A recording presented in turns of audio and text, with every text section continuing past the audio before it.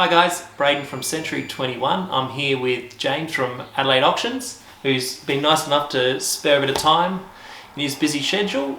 As you're aware, I guess a lot of properties in the market are going to auction, and the feedback we're getting from some buyers that it can be quite daunting. So James is here to spread a little bit of his wisdom with a few tips on bidders and buyers how to approach auction.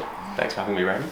I guess at the moment, with such an influx of auction numbers, I mean, last weekend was one of the biggest weekends we've seen in Adelaide. We had 352 auctions, so there's quite a few auctions happening at the same time. James, what are your thoughts or advice on what bidders should do to prepare for the day of auction? Good question, Braden. Chatting to your spouse, partner or business partner about, obviously we're in a market at the moment where all the buyers and bidders are quite educated. There's sales results for the last 5 years on realestate.com. There's price guides up for the current properties where you can kind of gauge where it needs to be. So a lot of the bidders are quite educated about where the price and what the property will sell for. Mm-hmm. Having a set number in mind prior to even getting to that auction will be the best possible thing you can do to give yourself the best chance. Not having conversations during the auction saying, honey, should we go an extra 5,000 or honey, should we go an extra 1,000?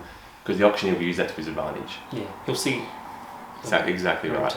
And so will your competitors. So your underbidder sees that and they think, wow, they're out, and they might, their next bid, they might double the increments, or they might be quite aggressive about it, putting you down, and then all of a sudden you've lost the property and you walk into your next auction.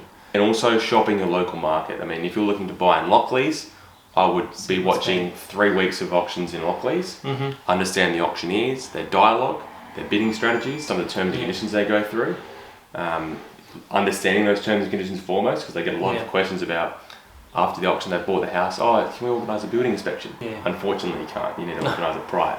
So there's a lot of things and tips that people just don't quite understand. So having all those answers ahead of the day, so you feel confident. 100%.